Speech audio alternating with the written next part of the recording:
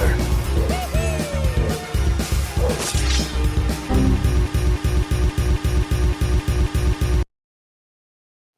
Are we going to be hearing like echoes and shit? Yeah.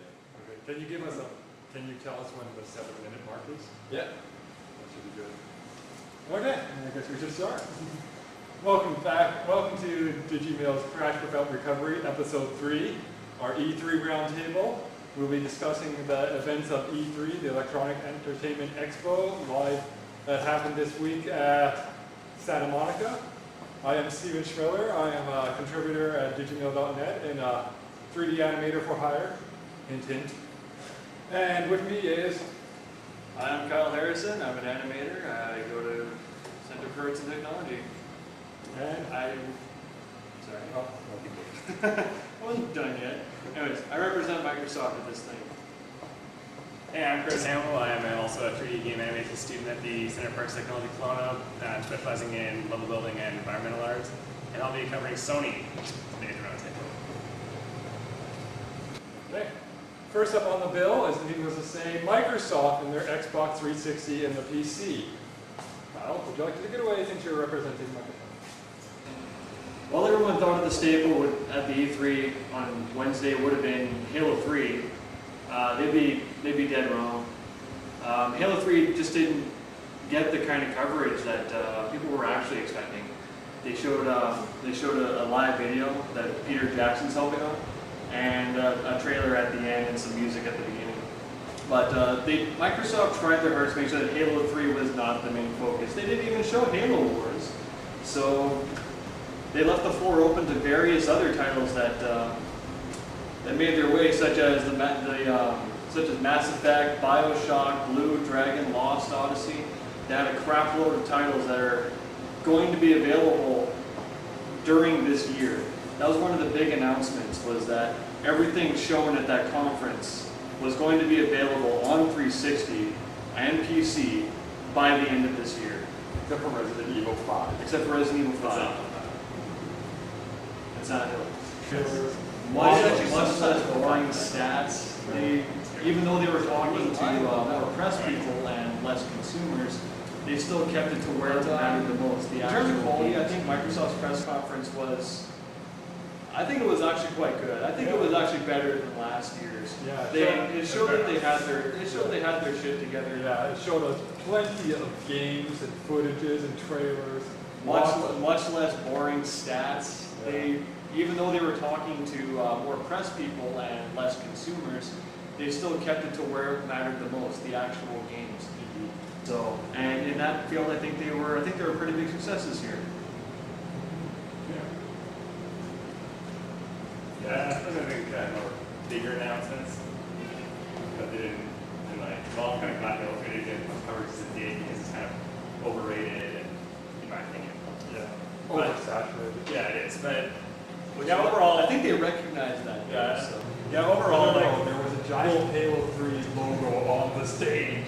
Well, okay, that 23 musical intro might have been much, but well, it's good though because it shows that they're not totally banking on Halo 3 to be their success. Yeah. Which is a problem they're having if they keep having that. yeah, and it clearly showed with their 3 montages of video games to show during their one conference. Xbox 360 games, games for Windows on their PC platform, and the Xbox Live Arcade, which all 3 of them had healthy dosages of excellent looking games. Indeed. But my biggest concern about the Xbox 360 is that Viva Pinata and Gears of War are moving to the PC by the end of the year, which could probably be a huge break for the 360. Could probably drive down sales for that. I don't think they would want to hold on to the Gears of War for at least another 6 months before it moves to the PC, before they even announce it. That's the other thing you gotta recognize too, is that Microsoft caters to both PC and 360 users. They know that people have spent their life savings on their kick-ass PC, and they still want to cater to those people. And I know that Epic Games did too with Gears of War as an announcement. And with the Vista support and the Games for Live achievements and the ability to play Gears of War on your PC with 360 users. And other games have been supporting this too, like Halo 2 was just recently released that supports the same thing. And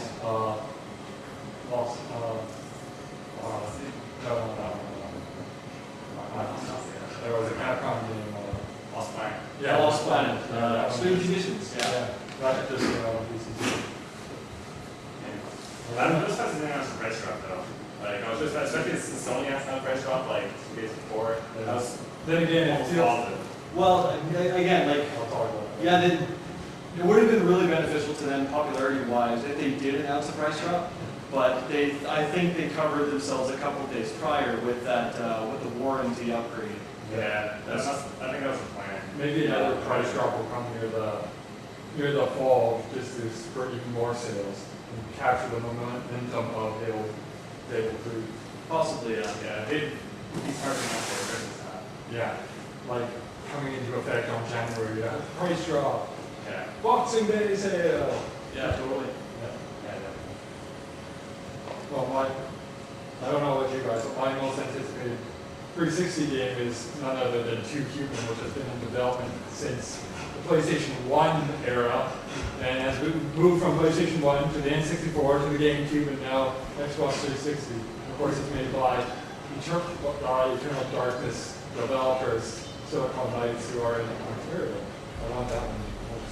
Well, if I had to say what I'm most anticipating for 360 and PC releases and such, on the PC, I'm obviously anticipating Crysis. The game looks fantastic. On the 360, where the 360 has been hurting the most is Japanese content, and they are really pushing to get that content in there now with exclusives like Lost Odyssey, Blue Dragon, Eternal Sonata, and that other one is The Last Remnant from Square Enix. Oh, so many RPGs. So many. It's coming, it's getting there. What's that other one they have in some Mistwalkers thing too? It was Blue Dragon, Lost Odyssey. No, they have not. Really? I think so. I don't know. Oh, and there's also Infinite Undiscovery That's the by one I'm talking about. That's by Trias. That's by Oh, okay. Trias. Trias is famous for Star Ocean series and Valkyrie Profile. So I have every bit of confidence that even though that game is in its early stage, it will be excellent when it does come out. And hopefully drive up some sales in Japan because they need it there. That's American good. consoles very rarely do good in Japan, and Microsoft's trying. Yeah. As far as just a quick couple more updates, the other things that they did announce this year was that announcing brand new deals with various other companies such as Sega and, for their vintage collection. they got a crap load more like vintage games coming from various companies like Konami and all that for their Xbox Live Marketplace arcade. Well, funny thing about that is that the 2 games that they did announce, Sonic and Golden Axe, are already on the Virtual Console, and the Virtual Console already has over 100 titles on it. Yeah, well, they're getting it. Yeah. They have it slowly too. building up on the momentum. But I'll tell you one thing Wii doesn't have.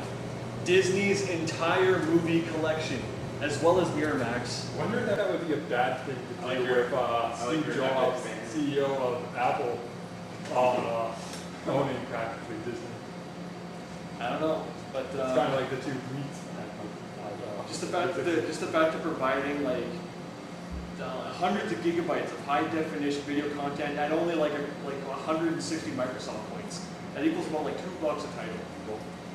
And that's it's a damn sweet deal, man. Let's go 9 minutes. Wow, really? Yeah. Okay, on to Nintendo.